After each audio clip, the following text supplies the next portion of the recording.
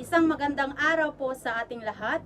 Ako po si Ginang Juliet Dawson Ramirez, lubos na nagagalak na naririto upang ibahagi ang ilang mahahalagang kaisipan tungkol sa issue na ang pamagat ay edukasyon sa gitna ng hamon, panahon na para kumilos.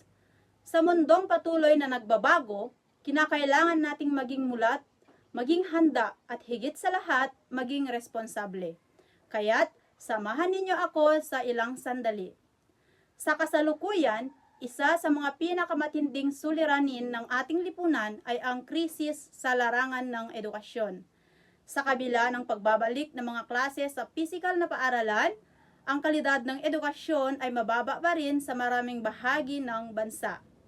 Ang kakulangan sa mga silid-aralan, ang hindi sapat na bilang ng mga guro, at ang limitadong akses ng mga mag-aaral sa mga kagamitang kinakailangan upang sila ay matuto ng epektibo.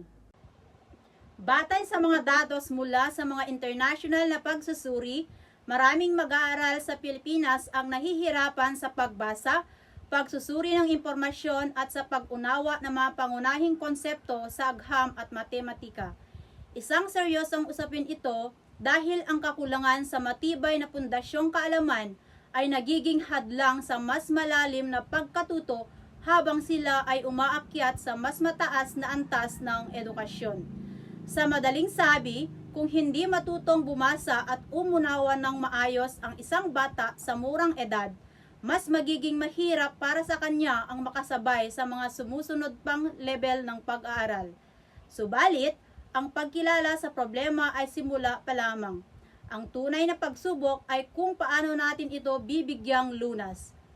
Una, nararapat lamang na pagtuunan ng pansin ang kapakanan at kapangyarihan ng mga ating guro.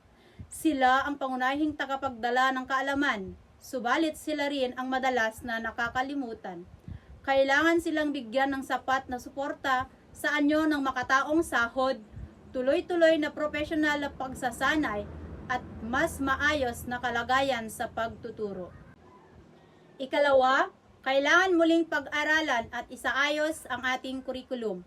Hindi sapat na puro pagsasaulo lang ng impormasyon, kundi dapat din nating paunlarin o hubugin ang kakayahan ng mga mag-aaral na mag-isip ng critical, magsuri at matuto ng mga kasanayang magagamit nila sa totoong buhay.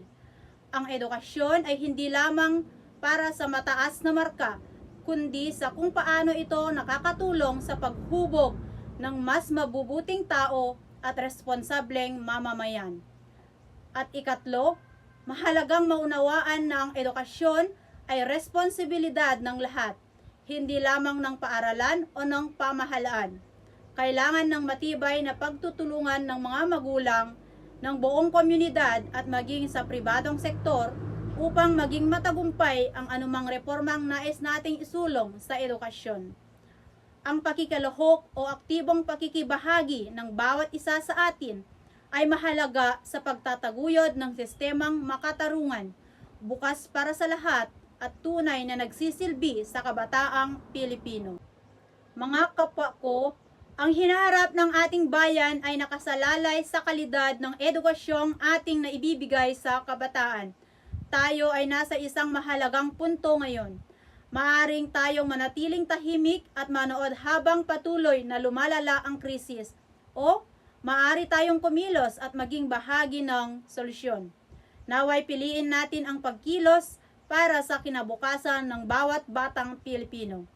Sa pagtatapos ng aking talumpati, naway ang mga salitang aking naibahagi ay nagsilbing gabay, inspirasyon at panawagan sa ating lahat para sa pagbabago.